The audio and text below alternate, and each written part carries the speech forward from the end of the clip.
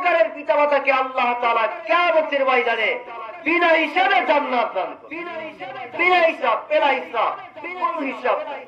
হিসাব ছাড়াই আল্লাহর নবী বলেন বেলা হিসাব আল্লাহ তাআলা তাদেরকে জান্নাত দান করবেন। এর ভিতরে যারা নিলেন, চার প্রকারের পিতামাতাকে আল্লাহ তাআলা কিয়ামতের ময়দানে তাদের পিতামাতাকে আল্লাহ তাআলা কিয়ামতের ময়দানে বিনা হিসাবে জান্নাত দান করবে। আর ভিতরে এক নাম্বার হলো তাদের সন্তানগুলো শহীদ হয়ে গেছে। শহীদের পিতামাতাকে আল্লাহ তাআলা কিয়ামতের ময়দানে বিনা হিসাবে আল্লাহ তাআলা জান্নাত দান করবে। এই কারণেই তো সাহাবায়ে কেরামের ভিতরে যাদের সন্তানগুলো শহীদ হয়ে গেছে, যাদের সন্তানগুলো শহীদ হয়ে গেছে, সাহাবায়ে কেরাম শুকরিয়া আদায় করেছে, ধৈর্য ধারণ করেছে, কান্নাকাটি করে নাই।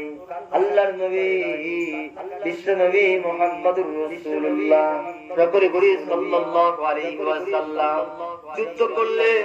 জিহাদের ময়দান থেকে আল্লাহর নবী বিশ্ব নবী মুহাম্মদুর রাসূলুল্লাহ মদিনার ভিতরে প্রবেশ করলেন। মদিনার ভিতরে প্রবেশ করার পরে আল্লাহর নবী তাকিয়ে তাকিয়ে দেখেন একজন বৃদ্ধ মহিলা এক জায়গায় দাঁড়িয়ে চোখের পানি ছেড়ে দিয়ে কান্না করে। আল্লাহর নবী বিশ্ব নবী মুহাম্মদুর রাসূলুল্লাহ হাঁটি হাঁটি বাবা করে ওই বৃদ্ধ মহিলার কাছে গেলেন। বৃদ্ধ মহিলার কাছে গিয়ে ওই মাকে ডেকে ডেকে বলেন, মা তুমি কি অমুকের মা না? বলে হ্যাঁ হ্যাঁ আমি তো অমুকের মা।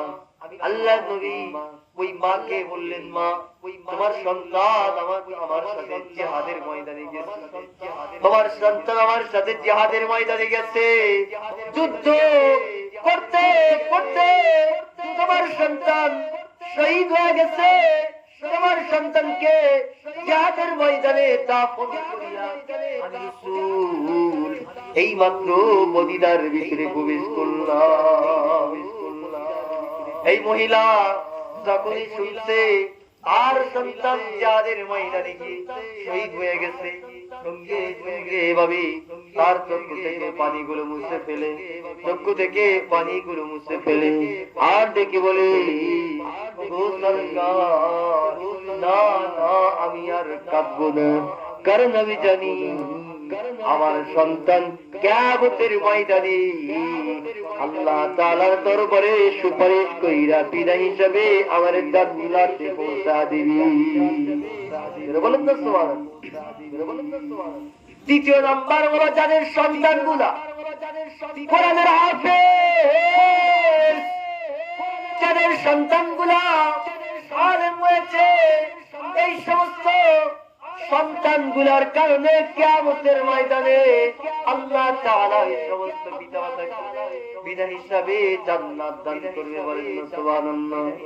যারা হাফেজে কুরআন, এরা তো পরিবারের মধ্য থেকে ব্যক্তি যাদের জন্য জাহান্নাম ওয়াজিব হইয়া গেছে, কুল্লুহুম ওয়াজাবাত লাহুন নার, যাদের জন্য জাহান্নাম ওয়াজিব হইয়া গেছে তাদেরকে সুপারিশ কইরা কইরা তাদেরকে জান্নাতে পৌঁছা দিবি।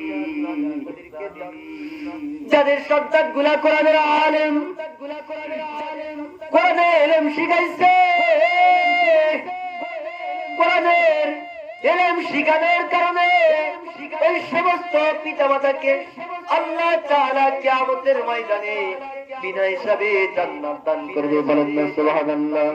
যাদের সন্তানগুলা মাদ্রাসায় লেখাপড়া করাইছে, মাদ্রাসায় ভর্তি করে দিয়েছে মুসলমান, আজকে আমাদের সন্তানগুলাকে মাদ্রাসায় পড়াইতে চাই না।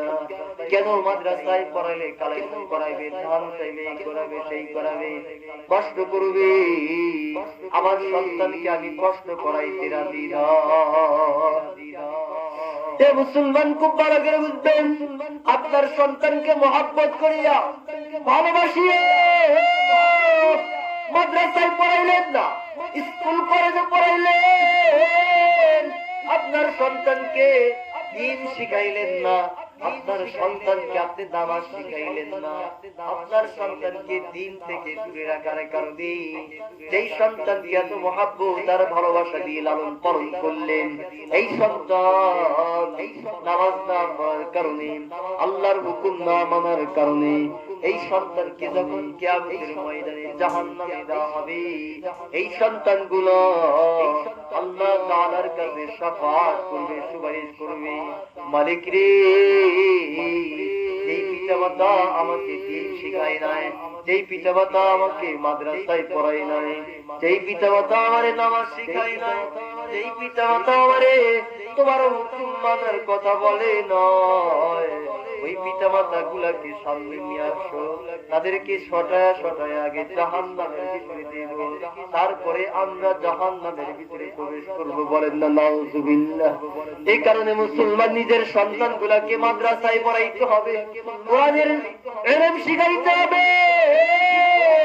এই পৃথিবীর জমিনে সবচাইতে বড় তাফসীরের কিতাব তাফসীরে কাবীর, ওই কিতাবের ভিতরে লিখছেন একজন নবী তার কর্মশালার জন্য কাজে যাইতেছিলেন, রাস্তার ভিতরে হঠাৎ করে তাকিয়ে দেখেন এক কবরের ভিতরে আযাব হয়, আযাব, এই কবরের ভিতরে আযাব হইতেছে।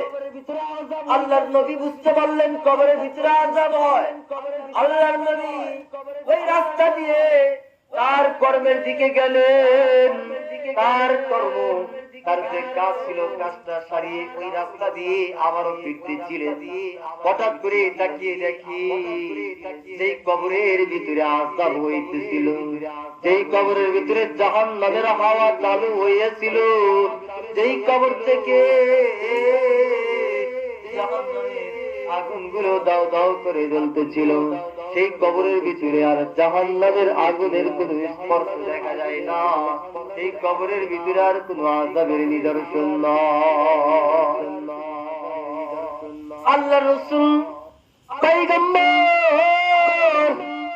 আল্লাহর কাছে জানতে চাইলেন, মালিক, এই ব্যক্তির কবরের ভিতরে আযাব হয়, আযাব, আর এই মুহূর্তে তার কবরের ভিতরে কোনো আযাব নয়, কি কারণে আযাব হইল? মালিক জানতে চায়। আল্লাহ তাআলা ওই পয়গম্বরকে জানা দিলেন, পয়গম্বর, ওগো পয়গম্বর, সকালবেলা যেই ব্যক্তির কবরের ভিতরে আযাব দেখেছিলেন, ওই ব্যক্তির স্ত্রীর গর্ভ থেকে কিছুক্ষণ পূর্বে একটা সন্তান, না, এই ব্যক্তির গর্ভ থেকে একটা সন্তান জন্মগ্রহণ করেছিল, ওই ব্যক্তির স্ত্রীর গর্ভ থেকে একটা সন্তান ভূমিষ্ঠ হয়েছে, জন্মগ্রহণ করেছে, হাঁটি হাঁটি পা পা করে যখন চলাফেরা করতে শিখেছে, কথা বলা শিখেছে, একটু একটু আগে তার মা এই সন্তানটিকে মাদ্রাসায় ভর্তি করে দিয়েছে। এই ব্যক্তি মৃত্যুর পূর্বে ওসিয়ত করে গিয়েছিল তার মাকে, যে সন্তান হইলে এই সন্তানটাকে মাদ্রাসায় পড়তে দিও।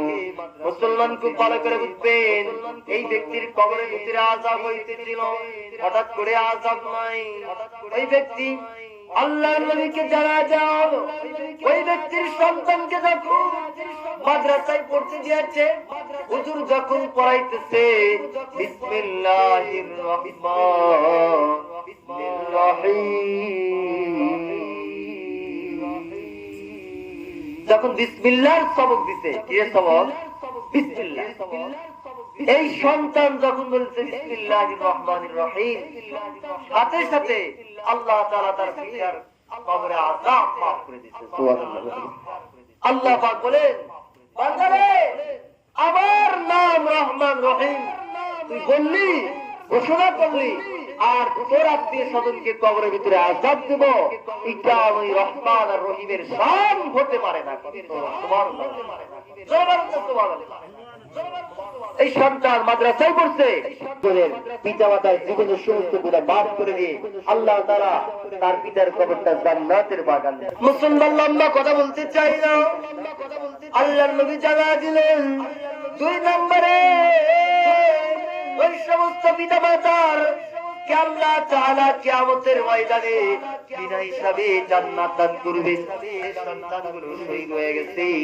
2 নম্বর যাদের সন্তানগুলো কোরআনের আলেম। এ দোস্ত পার করে বলতে পারেন, লম্বা সময় কথা বলবো না।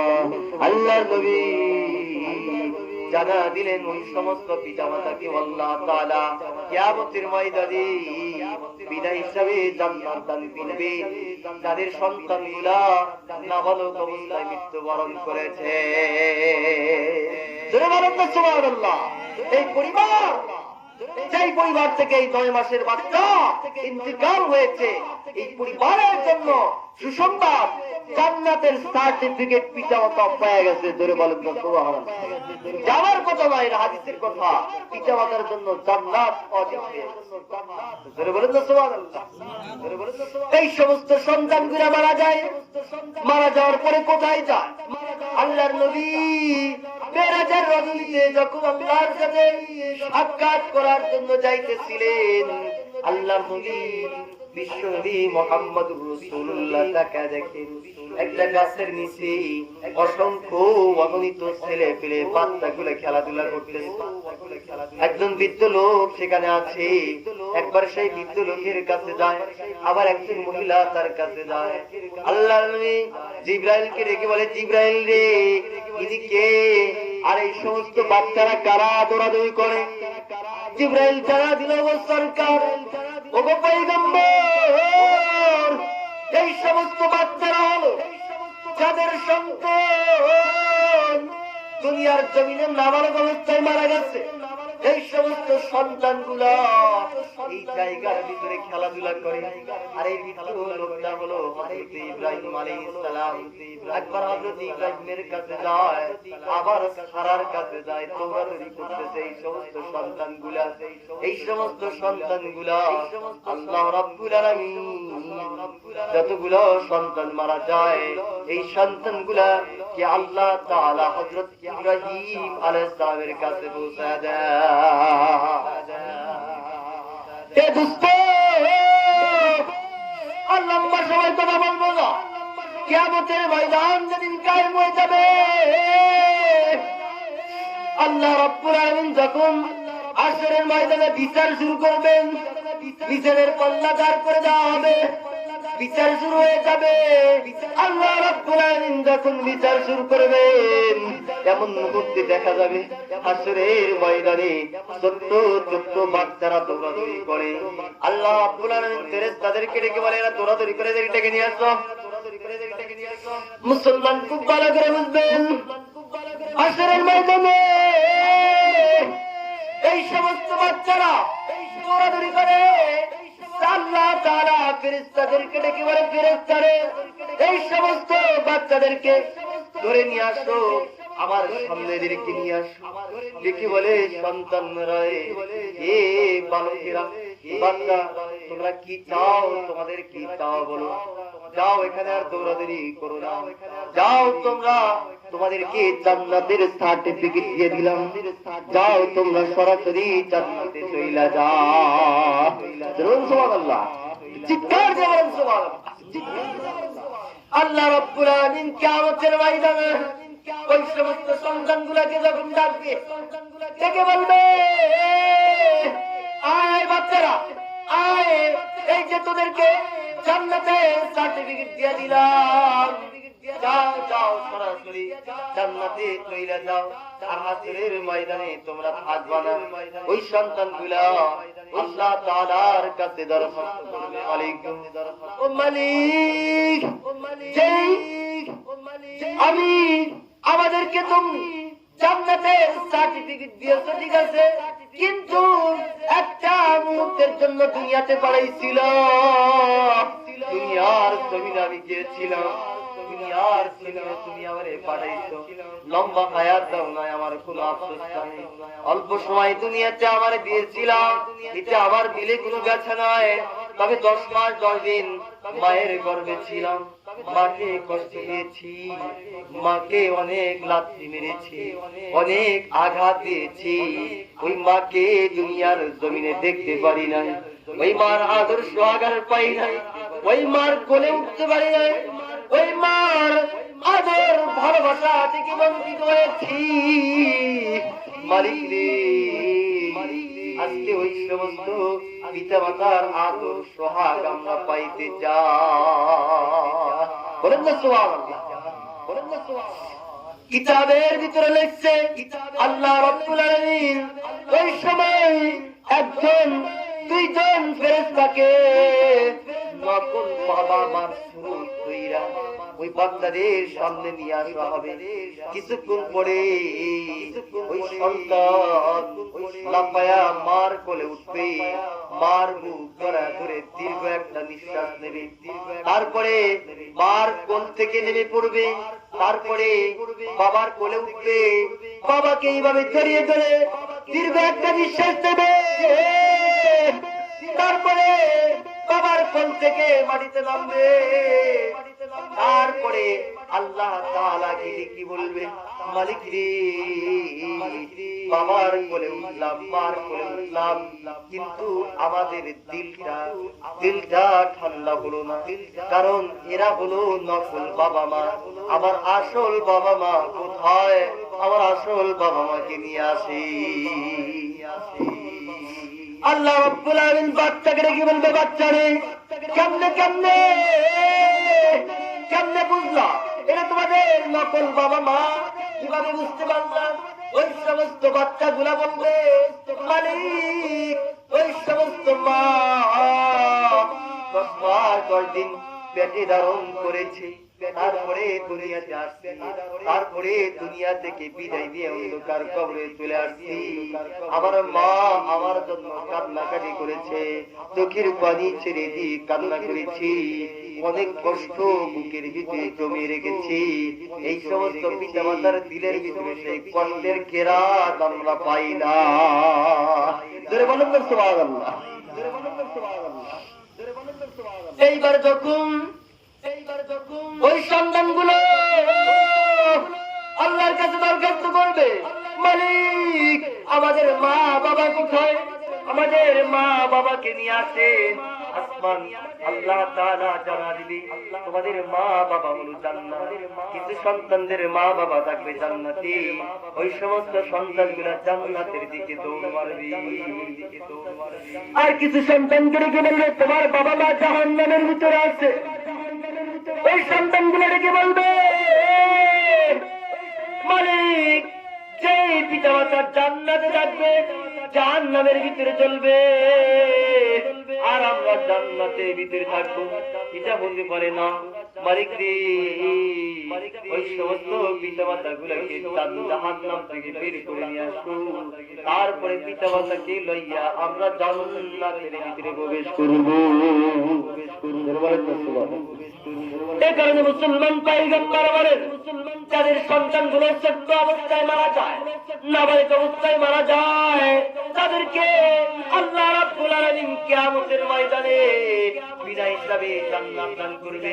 এই জন্য যাদের সন্তান মারা যায় বিলাপ করে কান্নাকাটি করতে নাই, মাটিতে গড়াগড়ি করে কান্নাকাটি করতে নাই, বুকে থাবড়ায় কান্নাকাটি করতে নাই। আল্লাহ দোহাই, আল্লাহ তাআলার দরবারে ধৈর্য ধারণ করতে হবে। কথা বলেন ঠিক কিনা? আল্লাহ রাব্বুল আলামিনের দরবারে ধৈর্য ধারণ করতে হবে, কারণ আপনার সন্তান মারা গেছে, এ কারণে আপনার জন্য জান্নাতের সার্টিফিকেট আইসা গেছে, জান্নাত ওয়াজিব হইয়া গেছে। আল্লাহ তাআলা ফেরেশতাদেরকে ডেকে বলে, ফেরেশতারে, ওই পিতা মাতার মায়ের গর্ভ থেকে এই সন্তানটিকে এই দুনিয়া থেকে বিদায় দিয়ে তোমরা জানটা কবজ করে পালাইলা। মা অনেক কষ্ট করিয়া লালন পালন করত, 10 মাস 10 দিন তাকে বুকের ভিতরে ধারণ পেটে ধারণ করেছে। এই সন্তানকে তুমি তাদের থেকে ছিনিয়ে নিয়ে আসলা। এ দোস্ত, পৃথিবীর জমিনে পিতা মাতার সামনে সন্তানের লাশের বোঝাটা বড় ভারী হইয়া যায়। কথা বলেন ঠিক কিনা? পিতা মাতার কাছে সন্তানের লাশটা কিন্তু বড় ভারী, বড় বেদনাদায়ক, অনেক কষ্টদায়ক।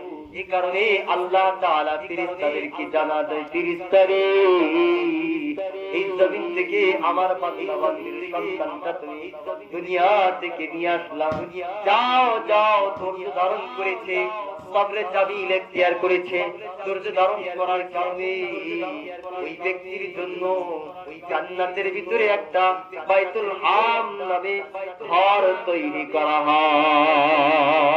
ধরে বলো করতে পারো আল্লাহ তাআলা ফেরেশতাদেরকে ডেকে বলে, ফেরেশতারে ওই পিতামাতার কলিজার সিজদা লয়ে আইছো,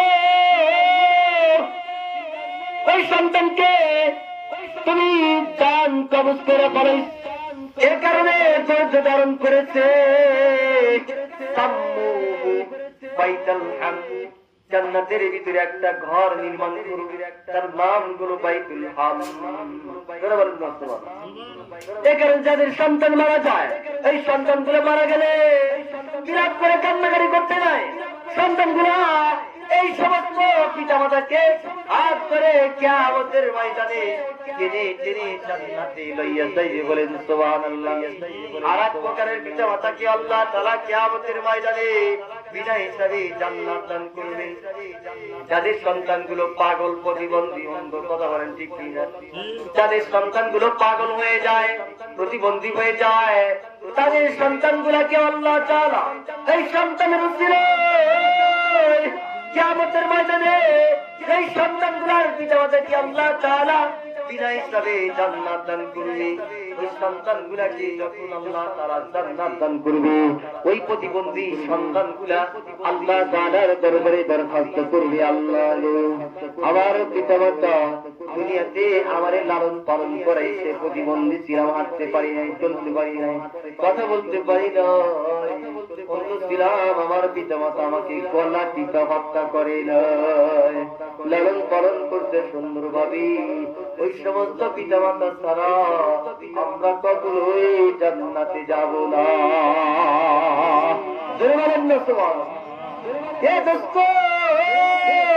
লম্বা সময় কথা বলতে চাই না, আর কয়েক দিনের ভিতরে আলোচনা শেষ করে দেব। এই জন্য যাদের সন্তান গুলা দুনিয়াতে আইসা কিছুদিন পরে মারা গেছে, তাদের জন্য বড় সুসংবাদ।